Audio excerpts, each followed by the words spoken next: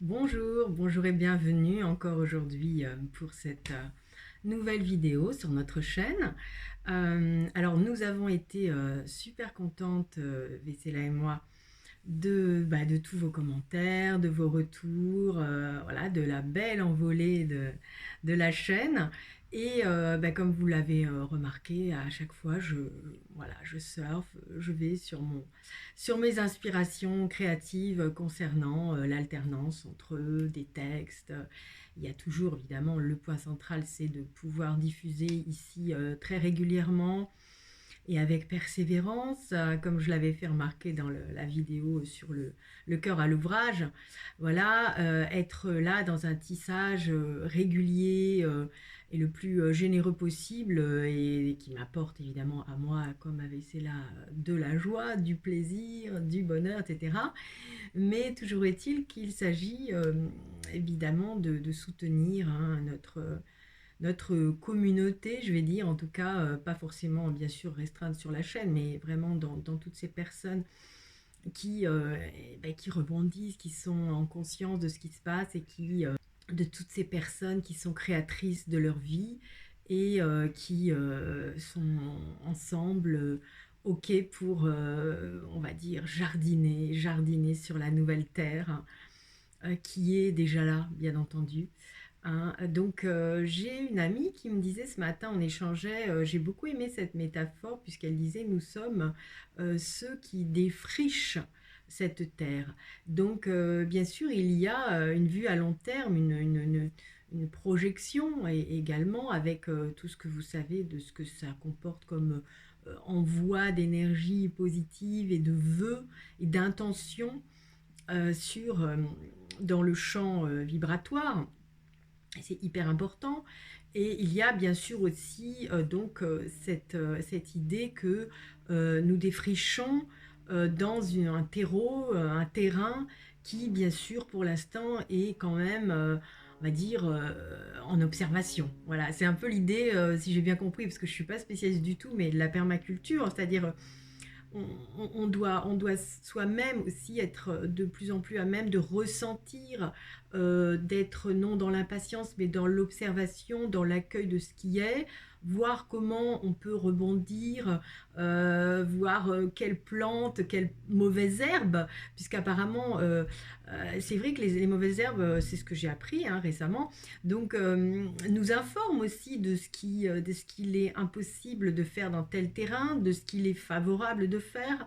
Donc c'est un peu un ajustement permanent et évidemment, c'est pas un rôle, je dirais, c'est un très beau rôle, hein, mais on va dire, voilà, c'est pas nous qui allons profiter, quoi. C'est nous, on défriche. Après, il y en a qui vont labourer, d'autres qui vont semer, et puis encore d'autres vont récolter. Donc, ce sera peut-être nos enfants, nos petits-enfants, enfin voilà. Donc, mais en tout cas, nous, on fait partie des éclaireurs en quelque sorte. Et donc, c'est quand même un rôle qui est magnifique et noble. Enfin, en tout cas, c'est comme ça que je le ressens et que je le vis. Et j'aime beaucoup cette idée parce que, vous savez, il y a la chanson de Brassens, Je suis la mauvaise herbe, braves gens de braves gens. Donc là, c'est un peu le cas parce que finalement, toutes ces personnes dans l'âme, eh bien, on a cette idée de rébellion, de s'indigner, d'être là à résister, à dire non, et en même temps, la mauvaise herbe, parce qu'on a conscience que nous-mêmes, on devient des mauvaises herbes pour cette société. Mais des mauvaises herbes qui, en réalité, en disent très très long, parce qu'elles plongent les racines dans une terre et que dès à présent, par leur sensibilité extrême, je parle de personnes, hein, de nous tous, des fricheurs de cette nouvelle terre, nous sommes de plus en plus à même de ressentir quelles sont les vibrations qui sont dissonantes, quels sont les endroits où il faut améliorer, où il faut insuffler, ou plutôt mettre le petit engrais qui va bien. Enfin, vous voyez ce que je veux dire. Il y a plein de métaphores qui peuvent être filées là-dessus. C'est magnifique. Mais en fait, du coup, nous sommes tous à écouter aussi, à mieux écouter nos ressentis, à interroger, à diagnostiquer, on va dire quelque part. Alors, dans cette métaphore-là, ce que j'aime beaucoup aussi, c'est que la mauvaise herbe est quelque chose qu'il faut écouter, qu'il faut valoriser, vous voyez ce que je veux dire. Et puis, il y a aussi que euh, nous ne sommes pas dans un terrain où les choses sont noires, toutes blanches. Vous voyez, c'est exactement ce qui se passe en ce moment. On cherche à nous faire croire qu'il y a un côté bon, un côté mauvais, un côté ceci, cela. Et en réalité, on est dans une synergie, on est dans une grande complexité, donc dans une grande richesse du terrain. En tout cas, nous, en ce qui concerne la nouvelle terre que l'on met en route, qu'on est certains en jachère, ou enfin je sais pas, je connais pas tous les termes, moi je suis désolée. Voilà, mais en tout cas, ce que j'aime beaucoup aussi, c'est que ça va arriver sur la deuxième partie de ce que j'ai à dire, parce que donc dans cette idée que nous sommes les jardiniers, il y a aussi à l'intérieur de cette terre, comme vous pouvez le voir dans des légendes, dans des romans, et aussi comme on l'entend dans certains courants de la spiritualité, on a sous la terre, donc dans cet endroit invisible, en tout cas pour le commun des mortels, surtout ceux qui sont en ville sur l'asphalte, hein. Voilà, il y a des courants qui passent, des courants, et vous savez, j'avais entendu beaucoup parler de cela quand j'étais amenée à partir à la campagne, dans le Morvan. Donc il y a la vouivre, ce qu'on appelle la vouivre, qui est donc ce serpent, c'est un imaginaire, vous voyez, qui remonte au Moyen Âge, et donc qui a été repris dans Henri Vincenot, Le Pape des escargots, par exemple. Il y a aussi un livre qui s'appelle La Vouivre de Marcel Aimé. Enfin voilà, il y a un film récemment, hein, puisque je sais que ça a été joué par Lambert Wilson. Enfin voilà, mais en tout cas, c'est cette idée qu'il y a, comme on le sait bien d'ailleurs quand on est au courant de ce qui se passe par rapport au cheminement des pèlerins et du parcours de Saint-Jacques-de-Compostelle, ou bien tout simplement encore les courants particulièrement favorables sur lesquels ont été érigées les cathédrales, les basiliques, voilà, comme celle de Vézelay que je connais très très bien. Voilà. Donc c'est vraiment cette idée que nous sommes invités et amenés à travailler sur nous-mêmes pour ceux qui sont, on va dire, non encore véritablement aguerris à tout cela, hein, dont je fais partie d'ailleurs, hein, très, je veux dire en toute humilité, hein, moi c'est pas forcément, même si en tant qu'artiste on a des ressentis, on a des choses qui nous viennent, mais des fois on peut aussi être, par son éducation, être bridé dans toute cette intuition-là, dans cet élan naturel, et donc perdre un peu de cette sagesse, un peu de ces savoirs qui viennent aussi bien sûr de savoirs anciens et de nos vies antérieures, vous voyez, où on a pu être jugé comme sorcière, ou quelqu'un qui au contraire avait une grande connaissance de tout cela. Et là, du coup, on est amené à ressentir cela parce que c'est ce qui nous traverse, ce qui nous permet d'être en lien entre nous et on va dire, dans une collaboration, conserver aussi avec comme quelque chose de très précieux la culture, les sagesses, etc. Donc tout ça va dans le même sens. Et puis du coup, ça m'amène à vous parler, puisque là, la vouivre, c'est les chemins qui serpentent, qui ondulent sous la terre. Bien entendu, ça fait écho avec ce fameux serpent de la médecine aussi, qui fait partie du logo, on va dire. On dit un peu ça, un logo. Non, non, vous voyez le serpent sur la croix là, pour les pharmacies. Donc tout ce qui est guérison, régénération, on est à fond là-dedans, hein, puisque justement c'est tout l'ensemble de l'humanité qui est amené à guérir, à se soigner. Et on fait appel aussi, là on est en écho avec ce qui concerne la foi, la spiritualité, parce que bien sûr, comme on entend dans l'évangile, là, quand Jésus-Christ dit à quelqu'un qui se croit, enfin qui est miraculé sur l'instant, il se met à voir, etc., ou je ne sais plus si c'est marché ou quoi, désolé, et du coup il dit, va, ta foi t'a sauvé. Donc c'est vraiment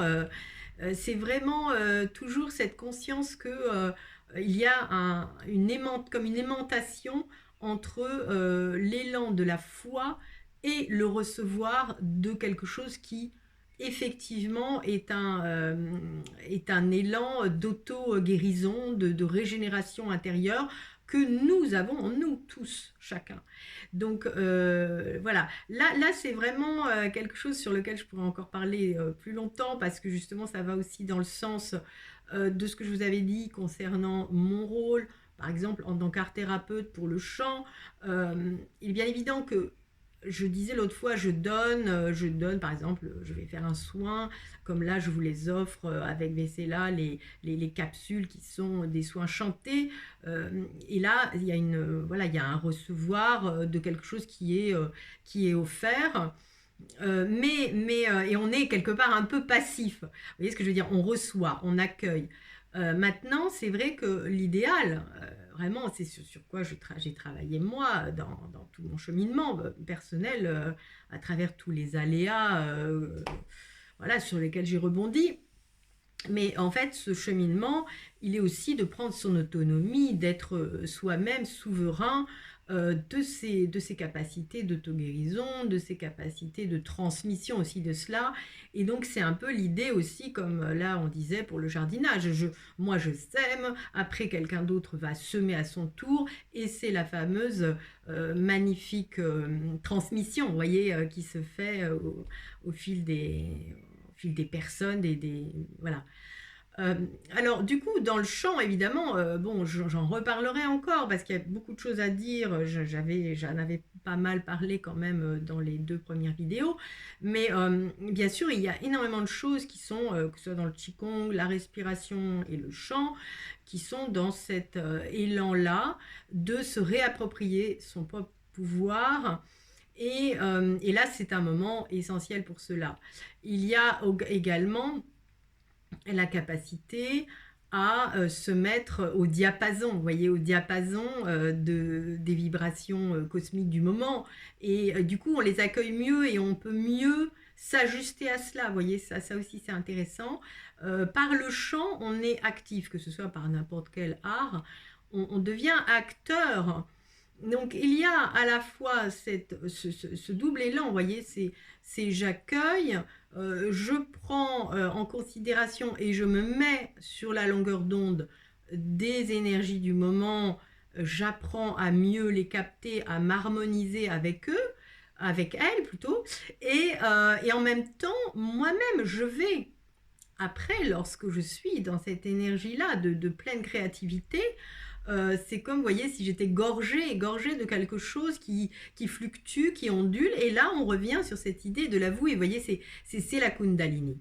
C'est bon, après voilà, on peut aller encore plus loin parce que moi je suis dans le domaine du chant, donc je vois bien comment ça vibre et comment d'ailleurs certaines je dirais élèves, mais oui c'est beau comme nom aussi élève, parce que bon, quand on est sur le chant lyrique et qu'on a des élèves, ça veut dire, vous voyez, c'est l'élévation, donc c'est quand même un terme super bien approprié.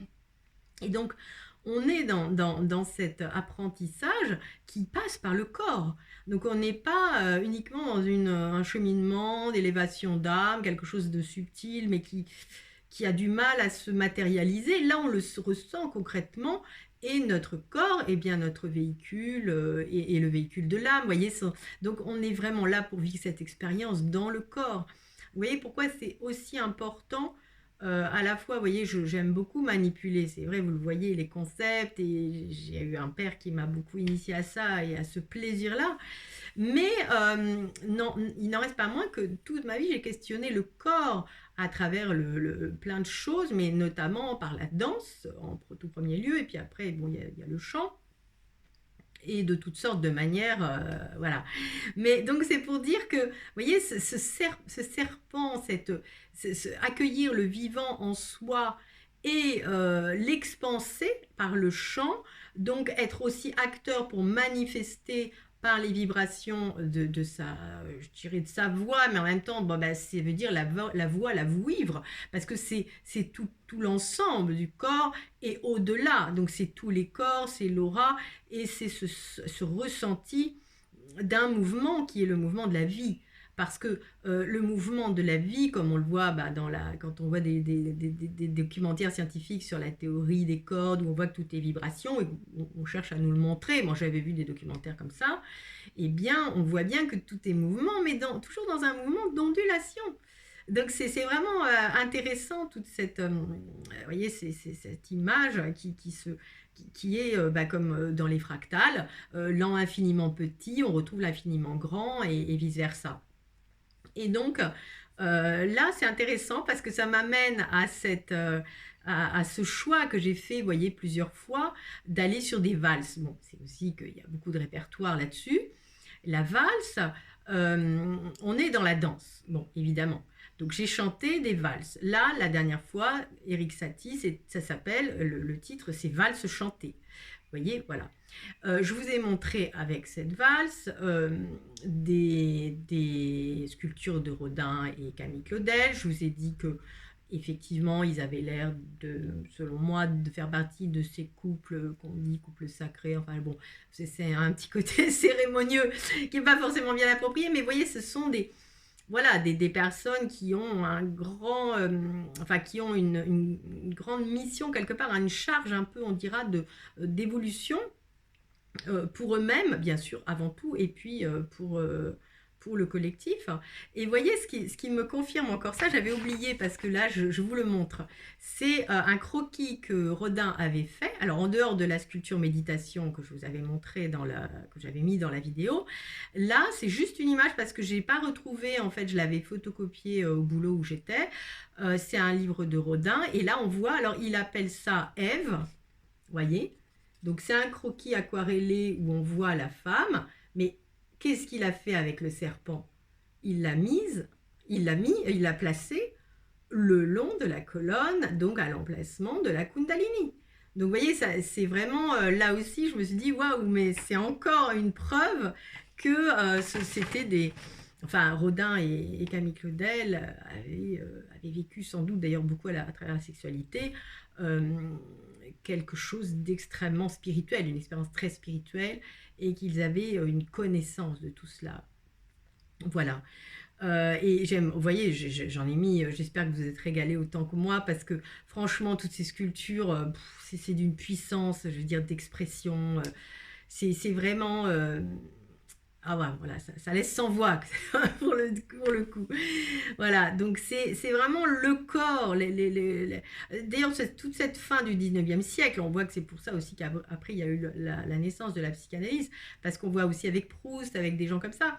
Lui, c'est dans le roman, mais on voit à quel point on atteignait un point culminant dans la volonté d'interroger la condition humaine à travers le corps, à travers les émotions.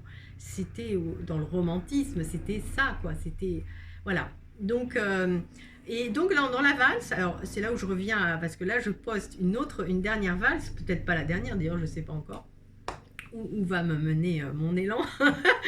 Mais toujours est-il que là, il s'agit d'une valse de tzigane. Et là aussi, bon, il y a des échos certains, pour moi en tout cas, dans mon écoute avec le texte, sur le parcours flamme jumelle, avec... il m'a semblé, quand j'ai entendu cette valse, qui est d'ailleurs fait partie d'une bande originale de film avec Audrey Hepburn, Diamant sur canapé, donc avec des paroles on a l'impression que c'est la chanson du runner, vous savez, l'âme qui est plus fuyante, la polarité qui est plus dans la fuite. Bon, quoique les deux peuvent l'être aussi tour à tour, vous voyez, mais toujours est-il que dans ce chant, il y a tous les excès comme l'autre fois, hein, comme avec Satie, tous les excès de cette polarité qui exulte, cet amour débordant, et qui va jusqu'à évidemment être dans quelque chose une posture qui est bancale quelque part, puisque c'est la posture de tu es tout pour moi, décidément, sans toi c'est pas possible, etc., etc. Vous voyez, donc il y a ce truc là. Et puis donc ce que je voulais dire en fait, c'est que la posture intérieure donc de chacun des partenaires on peut les appeler des aimants, vous voyez, c'est comme dans cette chanson ou dans celle que j'ai postée avant. Donc des aimants qui se repoussent d'une manière aussi violente qu'ils s'attirent. Et ils sont aimantés d'une manière extraordinaire, mais ils peuvent également se repousser l'un l'autre avec une force, une violence extrême.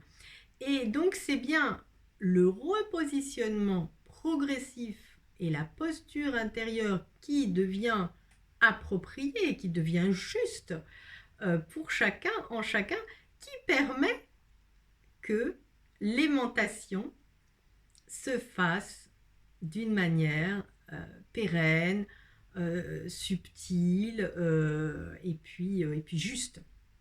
Voilà, donc on est bien aussi sur cette danse, hein, vous savez, quand on danse dans une danse qui est à deux, on en fait de moins en moins, mais je l'avais expérimenté lors d'un stage de tango, là vous verrez, j'ai illustré avec pas mal de, d'images de danseurs de latino-américains, etc. Même si c'est une valse, hein, parce que je n'ai pas trouvé grand-chose sur la valse. Et d'ailleurs, au demeurant, je vous signalerai que toutes ces peintures, je ne sais même pas de quelles sont, on ne trouve pas, ce sont d'illustres inconnus. Voilà, mais en tout cas, donc, dans ce stage de tango argentin auquel j'avais participé, c'est impressionnant parce qu'on ressent vraiment à quel point il y a ce respect de l'espace de l'un et de l'autre et cette alliance, cette mise au diapason l'un de l'autre qui est absolument nécessaire pour que le duo de danse tienne la route, si j'ose dire, et puisse danser ensemble, quoi, finalement. Donc, vous voyez, la métaphore, elle va très loin. Elle va très loin pour ces couples, pour toutes sortes de couples qui, dans l'amour, cherchent le véritable respect l'un de l'autre et je dirais une alliance au sens noble, sans contrat, sans ceci, cela sur la terre, mais dans le sens de être toujours à l'écoute de l'autre et pouvoir avancer ensemble sans se piétiner, sans se marcher sur les pieds quand on danse, vous voyez, c'est un peu ça, voilà. Et du coup, ça devient beau, ça devient, voilà, ça participe de la beauté du vivant, ça participe de l'harmonie universelle et de l'intelligence universelle. Voilà, on en est là, c'est carrément ça qui est le projet. Voilà, non mais voyez, donc c'est la danse aussi, je sais que c'est la danse, comme je vous disais, la ronde de tout le monde, de tous ces jardiniers de la nouvelle terre, voyez. Voilà, donc je vous dis, allons-y, écoutons, profitons de ce chant qui est avant tout aussi un soin, mettons-nous dans l'accueil, avec plusieurs écoutes possibles, avec aussi des moments où on peut l'écouter avec plus son mental, son sens critique, et puis regarder les images, etc. Voilà, donc ce sont de toute façon des objets, hein, comme je dis, un peu hybrides, que je poste là, que je confectionne avec amour, avec beaucoup de soin, et puis je vous les livre là, dans voilà, dans une grande confiance par rapport à votre écoute, et vous pouvez les réécouter autant que vous voulez, avec le cœur, avec l'esprit, avec le mental si vous voulez, et puis voilà, c'est vous qui, ils sont offerts, donc vous en faites un peu ce qui vous plaît. Voilà, et je vous remercie, Vessela et moi, on vous remercie toutes les deux pour tout ce que vous nous donnez, votre fidélité, les commentaires, les partages éventuels, je ne sais pas. Mais en tout cas, merci beaucoup et dansez. Et dansez maintenant. Voilà, voilà. Affirmez votre souveraineté. Ils disent dans leurs croyances limitantes, oui, eh bien si c'est cela, dansez maintenant. Vous voyez, c'est dans la fable d'un air de dire, vous n'avez pas fait ce qu'il fallait. Mais est-ce que le faire, comme je vous le disais l'autre jour, est encore d'actualité? Pas forcément toujours. Il s'agit d'être, il s'agit de vibrer très haut, il s'agit d'être dans son plein rayonnement, vous voyez. Et là, la répercussion, les grains que l'on sème sont peut-être encore bien plus prolifiques que le faire comme on a l'injonction qu'on a dans notre société et depuis tant tant de générations. Voilà, voilà. Ben, je vous dis à très vite et dansez et chantez maintenant. À bientôt.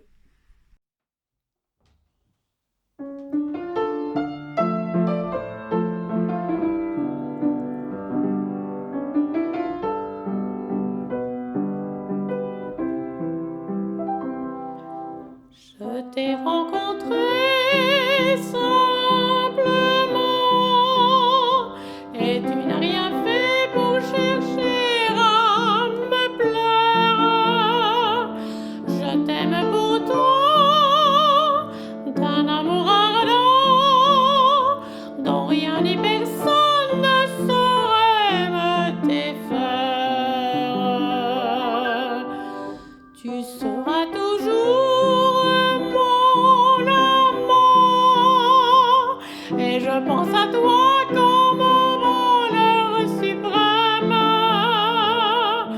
Tu t'enfuis souvent mais tu reviens quand même. C'est plus fort que moi, je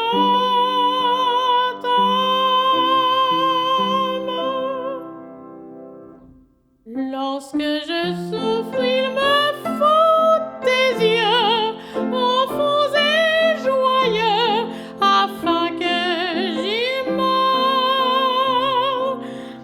Et j'ai besoin pour revivre, amour, de ta